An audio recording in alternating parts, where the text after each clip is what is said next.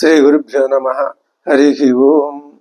దంతాంచలేన ధరణీతలమున్నమయ్య పాతాళకేళిషు ధృతాదివరాహలీలం ఉల్లాఘనోత్ఫణ ఫణాధర గీయమాన క్రీడావదానమిభరాజ ముఖం నమామః.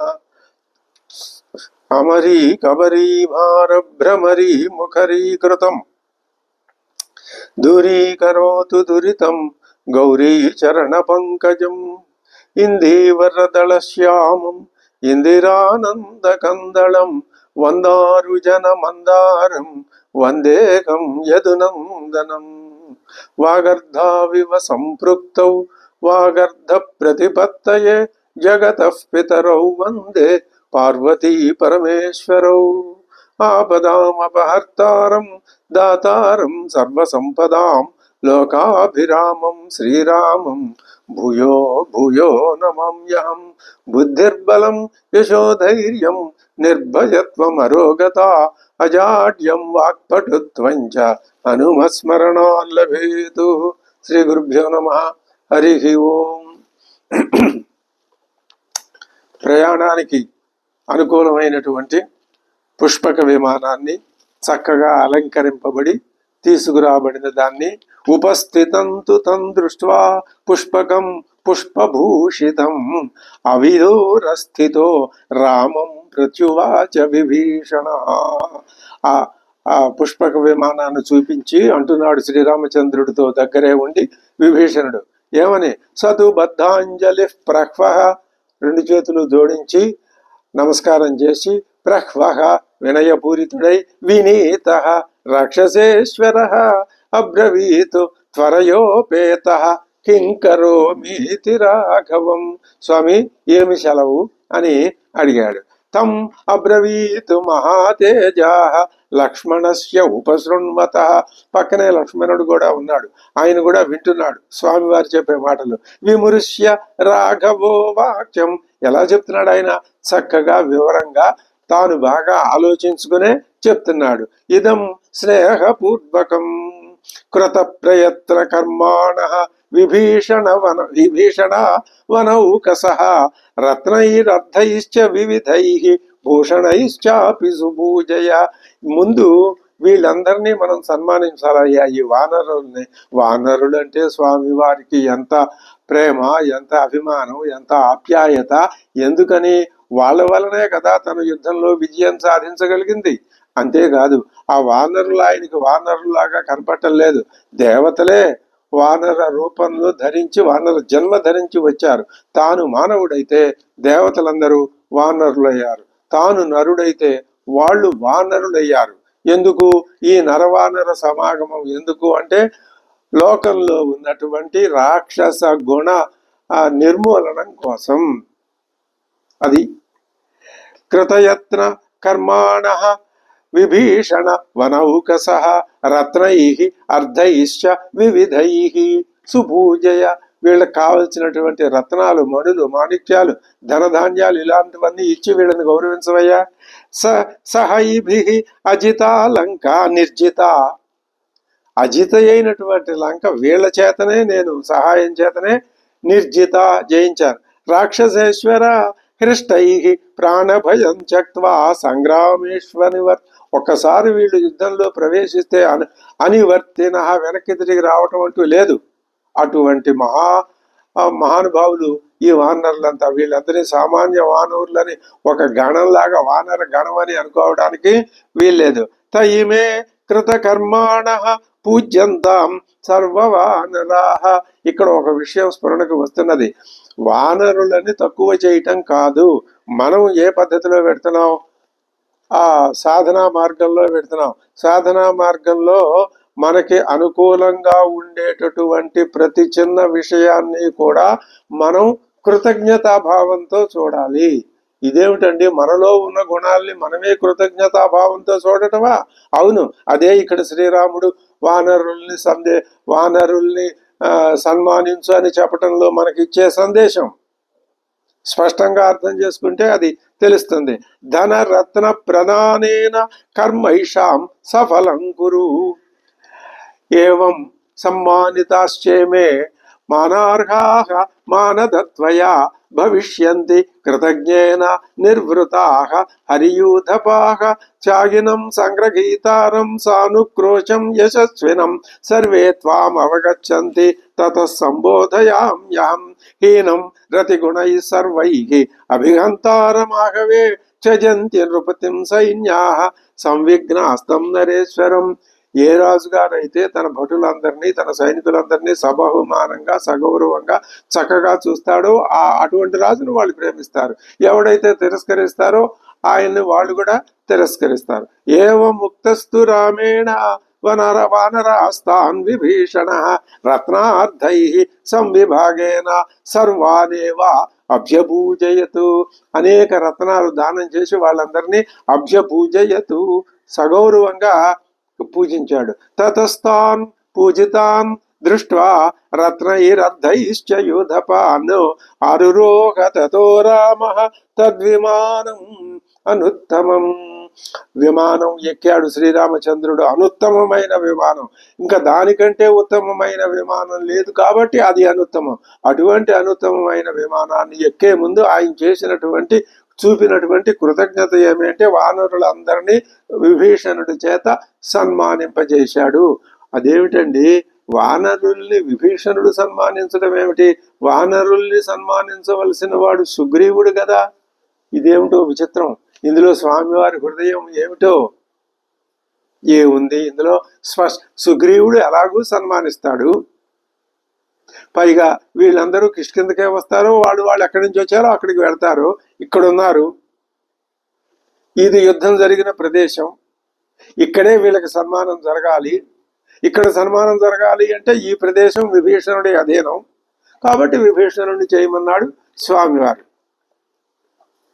అంకేనాదాయ వైదేహీం లజ్జమానాం యశస్వినీం లక్ష్మణేన సహభ్రాత్ర విక్రాంతేన ధనుష్మత. అమ్మవారిని ఒళ్ళో కూర్చోబెట్టుకున్నాడు. అదే మనకి ఇక్కడ భద్రాచలంలో కనిపించేటటువంటి సీతారామ లక్ష్మణుల యొక్క విగ్రహాల దృశ్యం మనకి తెలుస్తూ ఉంటుంది. ఆ లక్ష్మణుడు కూడా విమానం ఎక్కాడు. అబ్రవీచ విమానస్థ పూజయన్ సర్వ వానరాన్. వానరులు అంటే అందరు వానరుల్ని పూజించి సుగ్రీవంచ మహావీర్యం కాకుస్థ విభీషణం విభీషణం. విభీషణుడికి అందరికీ కృతజ్ఞతలు చెప్తున్నాడు. అది మిత్ర కార్యం కృతమిదం భవద్భిర్వానరోత్తమా. హే వానరోత్తమా, మీ అందరూ కలిసి మిత్రుడినైన నా యొక్క కార్యక్రమాన్ని మీరు చక్కగా నిర్విఘ్నంగా పరిసమాప్తి చేసి పెట్టారయ్యా. అనుజ్ఞాత మయా సర్వే యథేష్టం ప్రతిగచ్చత. సరే, ఇంకా మీ దారిని మీరు వెళ్ళండి, నా దారిని నేను అయోధ్యకి వెళ్ళిపోతా. యత్తు కార్యం వయస్యేన సుహృదావా పరంతప కృతం సుగ్రీవ తత్సర్వం భవత అధర్మభీరుణ. నువ్వు స్నేహితుడు ఏమి ఉపకారం చెయ్యాలో ఆ చేయవలసినంత ఉపకారం పూర్తిగా నాకు చేశావయ్యా, అందుకు నీకు కృతజ్ఞతలు. కిష్కింధాం ప్రతి యాహి ఆశు స్వసైన్యేన అభిసంవృత. నీ సైన్యానంతటిని తీసుకుని మీరు కిష్కింధకి వెళ్ళండి. స్వరాజ్యే వస లంకాయాం మయా దత్తే విభీషణ. ఇటు తిరిగి విభీషణుడితో, నీ రాజ్యంలో నువ్వు ఉండవయ్యా, నీ రాజ్యానికి నువ్వు వెళ్ళనివి సుగ్రీవుడితో. సత్వాం నత్వాం దర్శయితుం శక్తా సేంద్రాపి దివౌకస. ఇంకా ఇంద్రుడు మొదలైన వాడు నిన్ను ఏమీ చేయలేరు. ఎందుకని? నువ్వు ఇప్పుడు నేను ఏ ధర్మాన్ని స్థాపించానో ఆ ధర్మాన్ని నువ్వు అనుసరిస్తావు. అదే వేద ధర్మం. అందరూ వేద ధర్మానికి తల ఒగ్గవలసిందే. కాబట్టి నిన్ను ఎవరు, అది మీ అన్నగారు వేద ధర్మాన్ని వ్యతిరేకించాడు కాబట్టి దేవతలకి మీ అన్నగారితో పరస్పరం విరోధం వచ్చింది. ఇప్పుడు అదేం ఉండదు. అయోధ్యాం ప్రతి ఆస్యామి రాజధానీం పితుర్మమ అభ్యనుజ్ఞాతుమిచ్చామి సర్వాంశ్చ ఆమంత్రయామి చ. అందరికీ వీడ్కోలు చెప్తున్నాను, నేను అయోధ్యకి వెళ్తున్నా. ఏవ ముక్తాస్తు రామేణ వనరాస్తే మహాబలాగా ఊచు ప్రాంజలయో రామం రాక్షసశ్చ విభీషణ. వానరులు అన్నారు నమస్కారం పెట్టి. విభీషణుడు కూడా. వాళ్ళు ఒక విజ్ఞప్తి చేస్తున్నారు. ఇప్పుడు ఇది సరే వెళ్ళిరండి అంటారని మనం అనుకుంటున్నాం, కాదు. వాళ్ళు ఏమంటున్నారు? అయోధ్యాం గంతుమిచ్చామః సర్వాన్ నయతునో భవాన్ మమ్మల్ని అందరినీ తీసుకెళ్ళి స్వామి, మేము కూడా అయోధ్యకు వస్తాం. ఇది అద్భుతమైన మనసులో ఉన్న సంస్కారం. అయోధ్య అంటే సాక్షాత్తు వేదం పుట్టిన చోటు. ఆ చోటును ఒక్కసారి దర్శిస్తే ఇంకా మాకు వేదం నుంచి చ్యుతి అనేది ఉండదు అని వాళ్ళ ఆ లోపల ఉన్నటువంటి భావం. ఉద్యుక్తాః విచరిష్యామః వనాని నగరాణి చ దృష్ట్వా త్వాం అభిషేకాద్రం.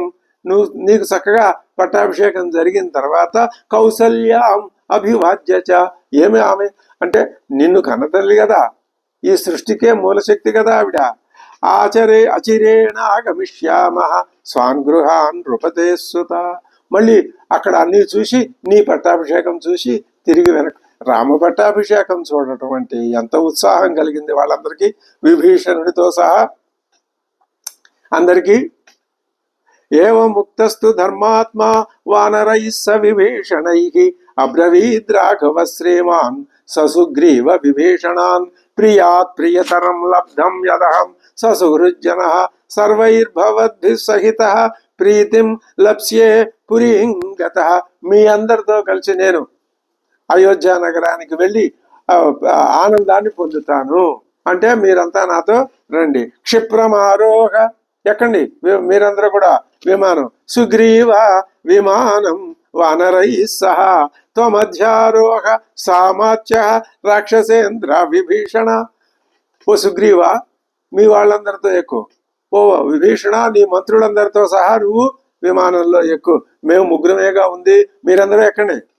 తతస్తత్ పుష్పకం దివ్యం సుగ్రీవ సహసేనయా అధ్యారోహ త్వరం శీఘ్రం సమాప్త్య విభీషణ. అందరూ విమానంలో ఎక్కారు. తేష్వారూఢేషు సర్వేషు కౌబేరం వరమాసనం. కౌబేరమైనటువంటి ఆసనం అంటే విమానం, పుష్పక విమానం, కుబేరుడికి సంబంధించిన ఆ విమానం ఏం చేసింది? రాఘవేణ అభ్యనుజ్ఞాతం. ఆయన సరే పదండి అని రైట్ అని చెప్పాడు. ఉత్పపాత విఘాయసం, ఆకాశంలోకి ఎగిరింది.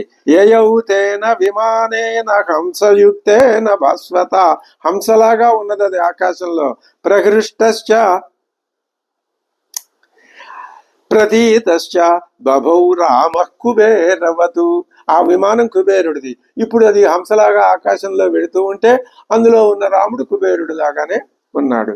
తే సర్వే వానరాః హృష్టాః రాక్షసాశ్చ మహాబలాః అధాసుఖం అసంబాధం దివ్యే తస్మిన్ ఉపావిశన్. రాక్షసులేమి వానరులేమి అందరూ హాయిగా చక్కగా కూర్చున్నారు.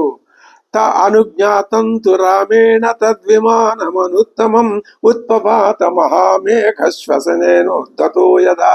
ఆ గాలితో మేఘం ఏ విధంగా ఆకాశంలో తేలిపోతూ ఉంటుందో, కింద గాలి పంపిస్తూ ఉంటే ఈ విమానం కూడా ఆకాశంలో ప్రయాణం మొదలుపెట్టింది. సా పాతయిత్వా తతశ్చక్షు సర్వతో రఘునందన. విమానంలో కూర్చుని అన్ని వైపులకి తాను దృష్టిని ప్రసరింపజేస్తూ అబ్రవీత్ మైథిలీం సీతాం రామ శశి నిభాననాం. అమ్మవారితో అంటున్నాడు, కైలాస శిఖరాకారే త్రికూట శిఖరే స్థితం. ఎక్కడి నుంచి ప్రారంభం అవుతుంది? అయోధ్య నుంచి లంకకు వచ్చింది, ఇప్పుడు లంక నుంచి అయోధ్యకు వెడుతోంది. అంటే అద్వైతం నుంచి ద్వైతానికి వచ్చింది. మన దృష్టి ఎప్పుడు ఇదే, ఇది వదిలిపెడితే మనం పనికిరాం. అద్వైతం నుంచి ద్వైతానికి వచ్చింది, అద్వైతం నుంచి అద్వైత విరోధ స్థితికి వచ్చింది. ఇప్పుడు ఇక్కడ కూడా అద్వైతాన్ని స్థాపించి మళ్ళీ అద్వైతానికే వెళుతున్నది. ఇదే సాధన అంటే. ఇలా చూడాలి తప్ప కేవలం కథగా చూస్తే మనం ఎక్కడ వేసిన గొంగళి అక్కడే ఉన్నట్టుగా ఉంటాం. అలా ఆయన చెప్తున్నాడు, ఇగో చూడమ్మా, త్రికూట శిఖరం మీద ఉన్నది ఈ లంకా నగరం. లంకాం ఈక్షస్వ వైదేహి నిర్మితాం విశ్వకర్మణ ఏతదాయోధనం పశ్య మాంస శోణిత కర్దమం.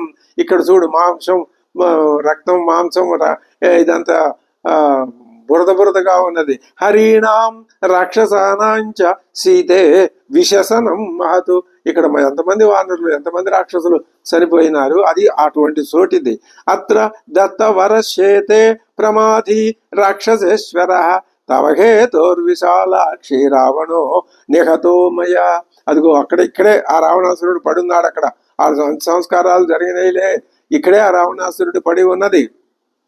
కుంభకర్ణోత్ర నిహత ప్రహస్తశ్చ నిశాచర ధూమ్రాక్షశ్చాత్ర నిహతో వానరేణ హనుమత. హనుమంతుడు ధూమ్రాక్షుడిని చంపాడు. అదిగో అదే ఆ ప్రదేశం. విద్యున్మాలి హతశ్చాత్ర సుషేణేన మహాత్మన. సుషేనుడు విద్యుత్మాలిని చంపాడు ఇక్కడే.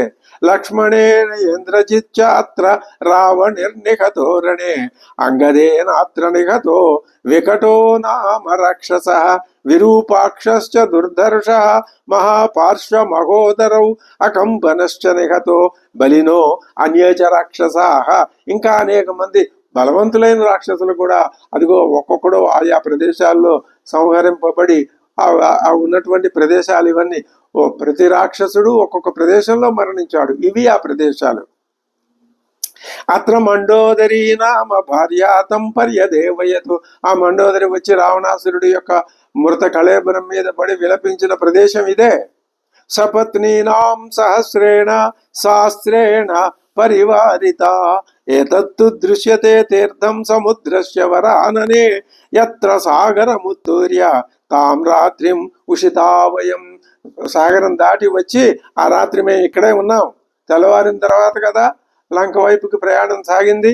ఏష సేతుర్మయా బద్ధ సాగరే సలిలార్ణవే. ఈ పెద్ద సముద్రం మీద ఇదిగో మేము సేతువు కట్టిన ప్రదేశం ఇదే. అదిగో సేతువు కనిపిస్తోంది. తవ హేతోర్ విశాలాక్షి నళసేతు సుదుష్కర. నలుడు కట్టిన సేతువు కాబట్టి దీనికి నళసేతువు. ఏదైనా ఒక చక్కటి ప్రజోపకరమైనటువంటి కట్టడం నిర్మిస్తే ఆ ఒక్కొక్కరు మహానుభావుల యొక్క పేర్లు పెట్టడం ఆనాటి నుంచి ఇప్పుడు మనకి ఇప్పుడు కూడా అది ఆ విషయం జరుగుతుంది. నళసేతువు అంటే నలుడు పేరు మీద కట్టబడినటువంటి సేతువు. పశ్య సాగరం అక్షోభ్యం వైదేహి వరుణాలయం. అదిగో చూడు అక్షోభ్యమైనటువంటి సముద్రాన్ని. అపారం అభిగర్జంతం శంఖ శుక్తి నిషేవితం హిరణ్యనాభం శైలేంద్రం. అదిగో అక్కడి నుంచి మళ్ళీ సముద్రం వచ్చే కింద సముద్రం ఉంది, పైన మనం పెడుతున్నాం. అదిగో హిరణ్యనాభ పర్వతం అక్కడే ఉన్నది. కాంచనం పశ్య మైథిలి విశ్రామార్థం హనుమతో భిత్వా సాగరముద్ధితం. ఆ హిరణ్యనాభ పర్వతమే సముద్రంలోంచి పైకి వచ్చి హనుమంతుడి కాసేపు విశ్రాంతి ఇద్దామని అనుకున్నది. ఏతత్ కుక్షౌ సముద్రస్య స్కంధావార నివేశనం ఏతత్తు దృశ్యతే తీర్థం సాగరస్య మహాత్మనః సేతుబంధ ఇతి ఖ్యాతం త్రైలోక్యేన అభిభూజితం ఏతత్ పవిత్రం పరమం మహాపాతకనాశనం అత్ర పూర్వం మహాదేవ ప్రసాదమకరోత్ ప్రభు. ఇక్కడ ఇంతకు పూర్వం పరమేశ్వరుడు ఆయన ఈ ప్రదేశాన్ని పరమేశ్వరుడు నన్ను అనుగ్రహించాడు. ఇక్కడే ఈ ప్రదేశంలోనే. రాక్షస రాజు అయిన విభీషణుడు నన్ను శరణు వచ్చింది కూడా. అత్ర రాక్షస రాజోయం అజగామ విభీషణ యశాసా దృశ్యతే సీతే కిష్కింధ చిత్రకానన. సముద్రం అయిపోయింది, దాటి వచ్చారు. అదిగో కిష్కింధ కనిపిస్తుంది చూసావా, చిత్రకానన. ఇక్కడ ఈ కిష్కింధలో ఉన్న అడవులు చూడు ఎంత విచిత్రంగా ఉన్నాయో. సుగ్రీవస్య పురీ రమ్య. ఈ కిష్కింధ ఎవరి నగరం అనుకున్నావు? సుగ్రీవస్య పురి యత్ర వాలి మయా హతః. ఇక్కడే నేను వాలిని సంహరించింది. అధ దృష్ట్వా పురీం సీతాం కిష్కింధాం వాలిపాలితాం అబ్రవీత్ ప్రశ్రితం వాక్యం రామం ప్రణయ సాధ్వస. అమ్మవారు ప్రేమాతిశయంతో రాముల వారితో ఒక మాట అన్నది. ఎప్పుడు కిష్కింధను చూసి ఏమనంటున్నది? సుగ్రీవ ప్రియ భార్యాభి తారా ప్రముఖతో నృప. ఏమైనా ఉత్తమరాలైన స్త్రీలు అంటే ఉత్తమరాలు కాబట్టి అమ్మవారికి కూడా ఇష్టమే. అది ఆ సాజాత్య అభిమానం ఎక్కడికి పోతుంది? అన్యేషాం వానరేంద్రాణం స్త్రీభి పరివృతాహ్యహం గంతుమిచ్చే సహాయోధ్యాం రాజధానిం త్వయానగా. మనం అందరం కలిసి ఈ సుగ్రీవుని యొక్క భార్యలు తార వీళ్ళందరినీ కూడా మనతో కలిపి అయోధ్యకి తీసుకువెడదామా అని ఒక చిన్న మనస్సులో ఉన్న మాటను బయట పెట్టింది అమ్మవారు. ఏవ ముక్తోధ వైదేహ్యా రాఘవ ప్రత్యువాచతాం. ఏవ ముక్తోధ వైదేహ్య. అమ్మవారి మాట చెప్పేసరికి ఆయన అంటున్నాడు ఏవమస్తు. సరే అలాగే జరుగుగాక. ఇది కిష్కింధాం ప్రాప్య సంస్థాప్య రాఘవ విమానం ప్రేక్ష సుగ్రీవం వక్ష్యమేతదువాచ. కిష్కింధ దగ్గరికి వెళ్ళేసరికి విమానాన్ని కిందకి దిగమన్నాడు శ్రీరాముడు. అది కిందకి దిగింది. అప్పుడు విభీషణుడితో అంటున్నాడు శ్రీరామచంద్రుడు ఏమని, బ్రూహి నరశార్దూల సర్వాన్ వానర పుంగవాన్ సర్వసదా స్వదార సహిత సర్వే క్షయోధ్యాం యాంతు సీతయ. వానర పుంగవులందరికీ చెప్పు, పెద్ద పెద్ద వాళ్ళందరికీ వారి వారి భార్యలతో సహా అందరూ అయోధ్యకు వెళదామని సీతమ్మ వారి ఆజ్ఞ అయింది, వాళ్ళని రమ్మనమని చెప్పు. తదా త్వమపి సర్వాభి, నిన్ను కాదనుకునేవు వానర ప్రముఖులంటే నువ్వు కూడా నీ భార్యలతో కలిసి సహ మహాబల అభిత్వరస్వ సుగ్రీవ గచ్చామ ప్లవగేశ్వర, వెళదాం రండి అందరం అన్నాడు.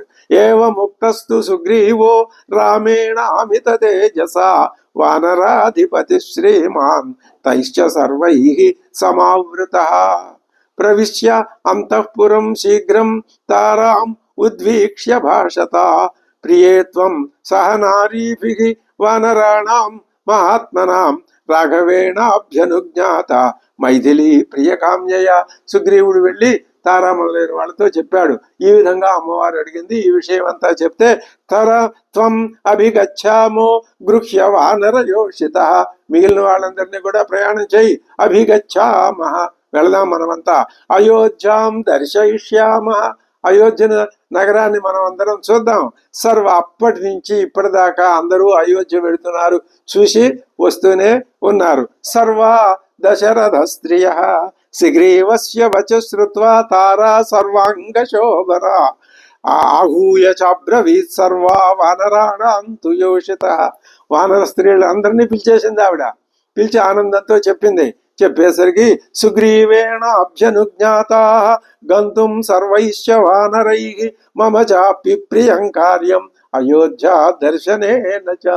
అందరం కలిసి సుగ్రీవుడి ఆజ్ఞ ప్రకారం వెళదాం, కానీ నాకు కూడా అయోధ్యను చూడాలని లోపల కోరికగా ఉందమ్మా, రండి మీరంతా అని వీళ్ళంతా పేరంటానికి బయలుదేరినట్టు బయలుదేరారు. సుగ్రీవేణ అయోధ్య దర్శనేన చ ప్రవేశం చాపి రామస్య పౌరజాన పదైః సహ విభూతిం చైవ సర్వాసాం స్త్రీణాం దశరథస్య చ. ఏం చేద్దాం, అక్కడ దశరథుని యొక్క పట్టమహిషులు ఉన్నారు, వాళ్ళని చూద్దాం. పౌర జానపదులను చూద్దాం. అసలు వీళ్ళందరికంటే ముందు చూడవలసింది పౌర జానపదుల్ని. వాళ్లే మహానుభావులు. శ్రీరాముడు వాళ్ళకే దేవుడు. వాళ్ళ శ్రీరాముని యొక్క ఆ విష్ణుత్వాన్ని కనిపెట్టింది వాళ్లే ముందు. దశరథుడికి కూడా పెద్దగా తెలియలా, వాళ్ళకి తెలిసింది. ఇది గొప్ప విశేషం.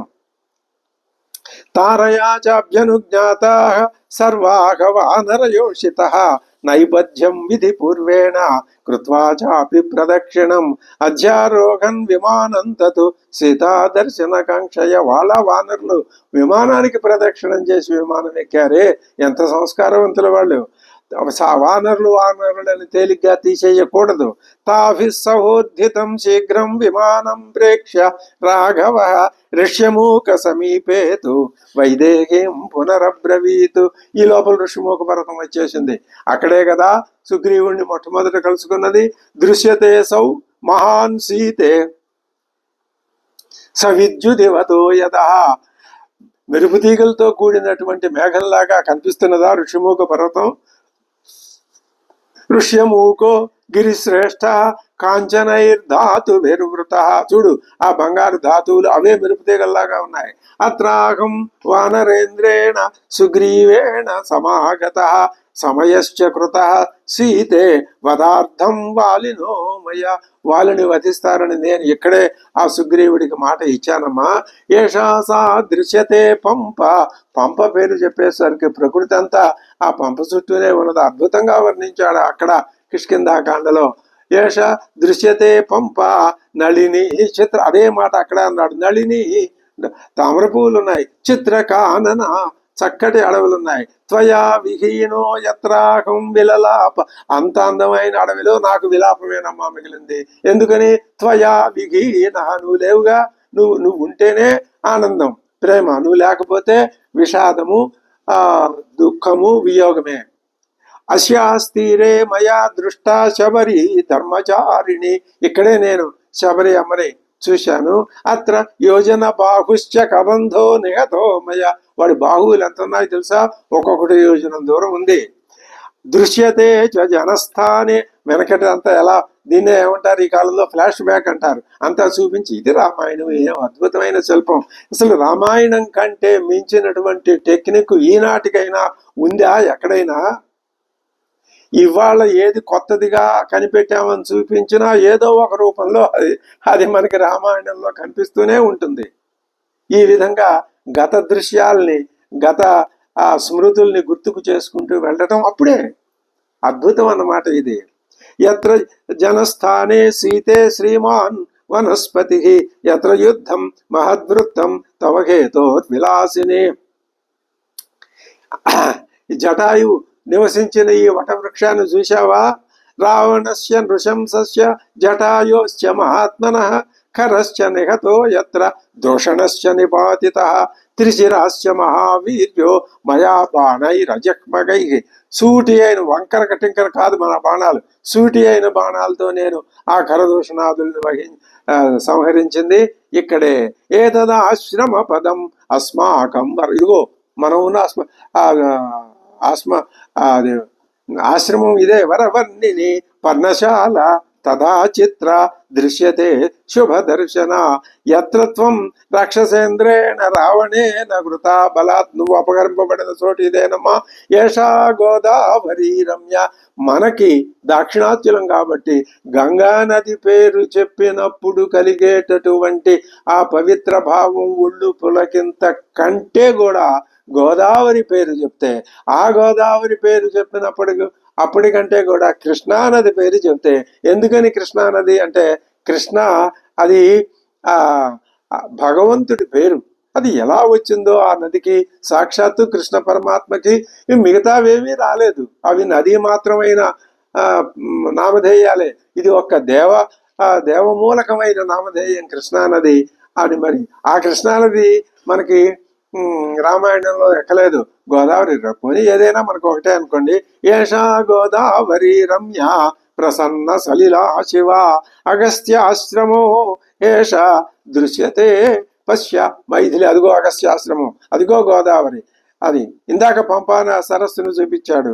దీప్తశ్చైవాశ్రమోకేశ సుతీక్ష్ణస్య మహాత్మన. అదిగో సుతీక్ష్ణుడి ఆశ్రమం. ఇవన్నీ గుర్తుకొచ్చినాయి. కిష్కింధాకాండ, అంతకుముందు అరణ్యకాండ, వీటిల్లో. వైదేహి దృశ్యతే చాత్ర శరభంగాశ్రమో మహాన్. చూసావా ఇక్కడ శరభంగుల వారి ఆశ్రమం. ఉపయాత సహస్రాక్షో యత్ర చక్ర పురందర. మనం ఇక్కడికి వెడుతుంటేనే ఆ ఇంద్రుడు వచ్చాడు ఆ శరభంగుణ్ణి చూడ్డానికి. అస్మిన్ దేశే మహాకాయో విరాధో నిహతో మయ. ఇక్కడే ఆ విరాధుణ్ణి సంహరించాం. ఏతే గీతావపసావాసాగా దృశ్యంతే తను మధ్యమే. అయ్యో తాపసావాసాలు. ఎందుకు వాళ్ళు అరణ్యాల్లో ఆశ్రమాలు కట్టుకొని అంటే ఉపాధి ఉంది, అది పడిపోయేదాకా జీవించాల్సిందే, కాదనే శక్తి ఎవరికి లేదు. ఎక్కడ ఉండాలి? నగరాల్లో ఉంటే వైరాగ్య చిహ్నాలు రావుగాక రావు. సాధనా మార్గానికి అన్ని ఆటంకాలే. అది మనకి ప్రత్యక్షంగా తెలుస్తూనే ఉంది. కానీ మనం ఏమీ చెయ్యలేము. ఎవరో 100కి 1 ఒక మహానుభావుడు సన్యాసం స్వీకరిస్తాడు. ఆయన ప్రపంచానికే ఆదర్శపాత్రుడు అవుతాడు. అస్మదాది గృహస్థులంతా ఇంతే. అయితే మనకు విశేషం ఏమి అంటే, ఓహో మనం ఇటువంటి ఈ స్థితిలో పడి ఉన్నాము అని గుర్తిస్తున్నాం. అది మంచిదే. గుర్తిస్తే ఇవాళ కావతే, ఇప్పుడు కావతే, తర్వాతకైనా, ఆ తర్వాతకైనా ఈ స్థితిని దాటి పై స్థితికి వెళ్ళి తీరుతాము. ఇదే సాధన. అస్మిన్ దేశే మహాకాయో విరాధో నిహతో మయా ఏతే తపసా వాసా దృశ్యంతే తను మధ్యమే. అత్రి కులపతిర్యత్ర సూర్య వైశ్వానర ప్రభ. అత్రి మహర్షి. అత్ర సీతే త్వయా దృష్ట తాపసీ ధర్మచారిణి. అనసూయమ్మ నీతో ఎంత చక్కగా మాట్లాడింది ఆవిడ. ఆ అసౌ సుతను శైలేంద్రశ్చిత్రకూట ప్రకాశిత. చిత్రకూట పర్వతం చూశావా? యత్ర మాం కైకేయీ పుత్ర ప్రసాదయుతుమాగత. ఇక్కడే నన్ను సుప్రసన్నుడు చేసుకోవడానికి మన భరతుడు వచ్చాడమ్మా. ఇక్కడే ఈ చిత్రకూటం దగ్గరికే. ఏషాసా యమునా దూరాత్, అదిగో చూడు దూరంలో యమునా నది కనిపిస్తున్నదా? ఏ నదులు? గోదావరి కనిపించింది, పంప సరస్సు కనపడింది, ఇప్పుడు యమున, తర్వాత గంగ, ఇవన్నీ కనిపిస్తాయి. దృశ్యతే చిత్రకానన భరద్వాజాశ్రమో యత్ర శ్రీమాన్ ఏష ప్రకాశతే. ఇదిగో ఇదే భరద్వాజాశ్రమం. ఇక్కడ మనం ఆగాలి. ఏషా త్రిపథగా గంగా దృశ్యతే వరవర్ణిని. త్రిపథగా గంగా నానా ద్విజగణాకీర్ణ సంప్రపుష్పిత కానన. శృంగిబేరపురం గుహుడు, శృంగిబేరపురం అనేసరికి ఆయన గుర్తొస్తాడు.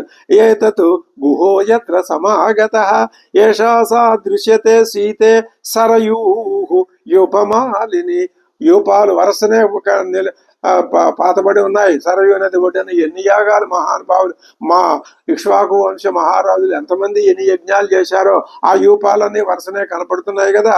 నానాతరు శతాకీర్ణ, వందల కొద్ది వృక్షాలు ఉన్నాయి. సంప్రపుష్పిత కానన యశాసా దృశ్యతే అయోధ్య రాజధాని పితృమమ. ఇక్కడే భరద్వాజాశ్రమం. అదిగో దూరంగా చూడు, మన పెద్దల తాత తండ్రుల అందరి యొక్క వంశపారంపర్యంగా వస్తున్న అయోధ్య మహానగరం కనిపిస్తున్నదా లేదా? అయోధ్యాం కురు వైదేహి ప్రణామం పునరాగతాగా. మళ్ళీ మనం అయోధ్యకు వచ్చామమ్మా 14 ఏళ్ల తర్వాత. ఏం 14 ఏళ్ళు అంటే ఏమైనా సామాన్యమైన విషయమా? ఇలా రాగలమని ఆనాడు వెళ్ళే రోజున అనుకున్నామా మనం? ఇది విధి యొక్క విలాసము అన్నట్లయితే. తతస్తే వానరా సర్వే రాక్షసశ్చ విభీషణ ఉత్పత్త్యోత్పత్త్య దృశు. ఎగిరెగిరి చూస్తున్నారు అయోధ్యని దూరం నుంచి, గంగని, ఈ వీటన్నింటిని. తాంపురీం శుభదర్శనాం తతస్తు తాం పాండురగమ్యమాలినీం విశాల కక్ష్యాంగజవాజి సంకులాం పురీం అయోధ్యాం దదృశు ప్లవంగమాః పురీం మహేంద్రస్య యథామరావతీం పూర్ణే చతుర్దశే వర్షే. 14 సంవత్సరాలు పూర్తయిన తర్వాత పంచమ్యాం లక్ష్మణాగ్రజ, చైత్ర శుద్ధ పంచమి నాడు 14 సంవత్సరాల దీక్ష ముగియబోతూ ఉండగా ఆనాడు శ్రీరాముడు భరద్వాజాశ్రమానికి వచ్చి వినయంతో ఆ మహామునికి నమస్కారం చేశాడు. ఆ తర్వాత శ్రీరాముడు ఆ మహామునికి నమస్కారం చేసి ఆయన అడుగుతున్నాడు, ఓ పూజ్య మహాముని, అయోధ్య నగరంలో ప్రజలందరూ ఆరోగ్య సౌభాగ్యాలతో అన్నపానాది సమృద్ధితో వర్ధిల్లుతున్నారా? ఆ మాటలు మీరు వింటున్నారా? భరతుడు రాజ్య పరిపాలనలో తత్పరుడై చక్కగా పరిపాలన చేశాడా, చేస్తున్నాడా? ప్రజల యోగక్షేమాల్ని శ్రద్ధగా విచారిస్తున్నాడు కదా. మా తల్లులంతా సుఖ సంతోషాలతో ఉన్నారా? మొట్టమొదట శ్రీరామచంద్రుడు భరద్వాజుణ్ణి అడిగింది ఏమని అడిగాడు? ప్రజలు సుఖంగా ఉన్నారా? ఇక్కడ ఒక విషయం గుర్తుపెట్టుకోవాలి. ఏమిటి అది అంటే, ప్రజాపతి బ్రహ్మదేవుడు ప్రజాపతుల్ని సృష్టించాడు, సనక సనందనాది మహర్షుల్ని సృష్టించాడు. ప్రజాపతుల్ని ఎందుకు సృష్టించాడు? ప్రజలు సృష్టింపబడాలి, వాళ్ళందరూ సుఖంగా జీవించేటట్లుగా చేయబడాలి. అది వాళ్ళ యొక్క ధర్మం. వాళ్ళకందరికీ వాళ్ళకి కలిపి వైరాగ్యాన్ని అలవాటు చేయాలి, అది ఋషుల యొక్క ధర్మం. ఈ ఇద్దరిని సృష్టించాడు ఆయన బ్రహ్మ. అది వేద ధర్మం ఇక్కడ. అందుకనే ఆ ఇక్ష్వాకు వంశంలో పుట్టినవాడు కాబట్టే రాముడికి ముందు రాజ్యపాలన ప్రధానం, తర్వాతే సీతమ్మ, తల్లి, తండ్రి, తమ్ముడు, వీళ్ళంతా ప్రజలే ఆయనకి ప్రధానం. ఎందుకని అంటే ప్రజలందరికీ కర్తవ్యాన్ని ఉపదేశించటానికి, వాళ్ళకి మార్గాన్ని సూచించటానికి వైరాగ్య ప్రతిపాదకులైనటువంటి ఋషులు వాళ్ళకి అందరికీ కావలసినవన్నీ ఇచ్చి వాళ్ళు చక్కగా పోషింపబడి సుఖంగా జీవించేటట్లు, కొట్టుకోకుండా, దొంగతనాలు లాంటివి లేకుండా, నేరాలు లేకుండా చూడాల్సిన బాధ్యత పాలకుడిది. వాళ్ళందరూ వైదిక ధర్మంలో ప్రవర్తించేటట్టు చూడవలసిన బాధ్యత ఋషులది. ఇది వేద ధర్మం. సంక్షిప్తంగా 2 పట్టాలు. ఈ 2 పట్టాల మీదనే వేదం అనే అది ఆ శకటం వెళుతుంది. ఇది అర్థమైతే మనకి వేద ధర్మం కరతలామరకంలాగా అర్థమైపోదా అన్నాడు. పూర్ణే చతుర్దశే వర్షే పంచమ్యాం లక్ష్మణగ్రజ భరద్వాజాశ్రమం ప్రాప్య వవందే నియతో మునిం సోపృచ్ఛదభివైద్యాభివాద్యైనం భరద్వాజం తపోధనం శృణోషి కచ్చిత్ భగవాన్ సుభిక్షానామయం పురే. అడిగిన తర్వాత ఇప్పుడు ఆ భరద్వాజ మహర్షి చక్కగా చిరునవ్వులు నవ్వుతూ సంతోషంతో అంటున్నాడు, శ్రీరామ, భరతుడు రాజవేషం వేసుకొని రాజ్యాన్ని పరిపాలించట్లేదయ్యా, జటాధారి దీక్షతో మసులుకుంటూ నీ రాక కోసం ఎదురు చూస్తున్నాడు. ప్రతి క్షణం నాకు ఆ భరతుడిని గురించిన వార్తలు వస్తూనే ఉన్నాయి. భరతుడి వార్తలే కాదు, నీ వార్తలు కూడా నాకు ప్రతి క్షణం ఇక్కడికి వస్తూనే ఉన్నాయి. నీ పాదుకల్ని పెట్టుకున్నాడు ఆయన, రాజ్యాన్ని పరిపాలిస్తున్నాడు. అంతఃపురవాసులే కాదు, ప్రజలంతా సుఖంగా ఉన్నారు. నువ్వు పరిపాలిస్తే ఎలా ఉన్నారో భరతుడు పరిపాలించిన వాళ్ళు అలాగే ఉన్నారు. నువ్వు కేవలం తండ్రి ఆజ్ఞని పాటించటానికి ధర్మబద్ధుడివై రాజ్యాధికారానికి దూరమై సర్వస్వాన్ని త్యజించావు, నారచీరలు ధరించావు, సీతాలక్ష్మణ సహితుడివై కాలి నడకతో ఇప్పుడు అడవులకు వచ్చేటప్పుడు ఇక్కడికి వచ్చావు, యుద్ధంలో విజయం సాధించావు, సమస్త భోగాల్ని త్యజించి స్వర్గం నుంచి దిగి వచ్చిన దేవతల వలె ఉన్న నిన్ను చూసి అప్పుడు నేను మీకు ఎంత బాధపడ్డానో తెలుసా శ్రీరామ. కైకేయి దేవి వచనాలకు కట్టుబడి నువ్వు అరణ్యాలకు వెళ్తుంటే నేను లోపల చాలా బాధపడ్డాను సుమా. మరి ఇప్పుడు మొత్తం మీద కందమూల ఫలాల్ని తింటూ నువ్వేం చేశావు? 14 సంవత్సరాల అరణ్యవాసాన్ని గడిపావు. సాంప్రతం సుసమృద్ధార్థం సమిత్రగణ బాంధవం సమీక్ష్య విజితారిత్వాం మమ ప్రీతిరనుత్తమ.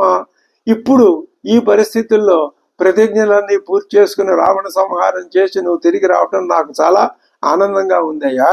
సర్వంచ సుఖదుఃఖంతే విదితం మమ రాఘవ. నీ సుఖ దుఃఖాలన్నీ నాకు తెలుస్తూనే ఉన్నాయి.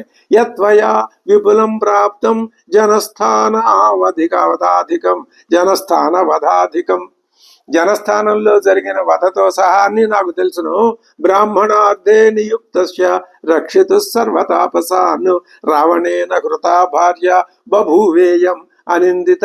ఈ సంగతి తెలుసును. మారీచ దర్శనం చైవ సీతోన్మథనమేవ చ. ఆ మారీచుడు, సీతాపహరణం ఇవన్నీ తెలిసినాయి. కబంధ దర్శనం చైవ పంప అభిగమనం తదా. కబంధుడు కనపడ్డాడు, పంపకు వెళ్ళారు. సుగ్రీవేణ చతే సఖ్యం. మళ్ళీ ఈ భరద్వాజ మహర్షి అన్ని విషయాలు గుర్తు చేస్తున్నాడు. ఇవన్నీ నాకు అప్పటికప్పుడు తెలిసిపోతూనే ఉన్నాయా. యచ్చ వాలి హతస్త్వయా మార్గణం చైవ వైదేహ్యాక. అమ్మవారిని వెతుక్కుంటూ నువ్వు వెళ్ళటం కర్మ వాతాత్మజస్యత. వాతాత్మజుడు ఎవరైనా హనుమంతుడు, ఆయన చేసినటువంటి దుష్కరమైనటువంటి కర్మ. విదితాయాంచ వైదేహ్యాం నళ సేతుర్యథాకృత. నలుడు సేతు ఎలా కట్టాడో కూడా నాకు తెలిసింది. యథా వాది పిత లంక ప్రహృష్టైర్హరియూధపై సపుత్ర బాంధవామాచ సబల సహవాగన. యథా వినిహత సంఖ్యే రావణో దేవకంటక. యుద్ధంలో దేవకంటకుడైన ఆ రావణాసురుడు ఏ విధంగా నిర్జించబడ్డాడు ఆ విషయం కూడా తెలిసింది. సమాగమశ్చ త్రిదశై. అక్కడికి దేవతలందరూ వచ్చారని కూడా అది నిన్నే జరిగింది, అది కూడా నాకు తెలిసింది. యథా దత్తశ్యతే వరః. వాళ్ళందరూ నీకు ఏం వరం ఇచ్చారో అర్థమైంది. సర్వం వైతద్విదితం తపసా ధర్మవత్సల. ఎలా తెలిసిందయ్యా? పత్రికలా ఏమైనా నాకు ఆ తపశ్చరితం వల్ల నాకు అర్థమైంది. అహమప్యత్ర తే దద్మి వరం శస్త్రభృతాంబర. నేను కూడా నీకు ఒక మాట చెప్తానయ్యా. అర్ఘ్యం అద్య గృహాణ ఇదం అయోధ్యాం శ్వోగమిష్యసి. ఈ రోజు నేను ఇచ్చిన అర్ఘ్యాన్ని తీసుకో, పాద్యం స్వీకరించు, రేపు అయోధ్యకి వెళ్దు గాని. తస్య తచ్చిరసా వాక్యం ప్రతిగృహ్యన్ నృపాత్మజ. ఆయన తల వంచి మహాప్రసాదం అని భరద్వాజుని యొక్క ఆ మాటని ఒప్పుకున్నాడు. బాఢమిచ్చేవ సంహృష్ట ధీమాన్ పరవరమయాచత అకాలే ఫలినో వృక్షా సర్వే చాపి మధువ్రతాక. అని ఎల్లకాలము వృక్షములు మధుర రసపూర్ణములై ఫలములను ఇచ్చుచూ ఉండుగాక. కాలం ఈ కాలం ఆ కాలం అని కాదు, వృక్షాలు ఎప్పుడు ఫలాలను ఇవ్వాలి.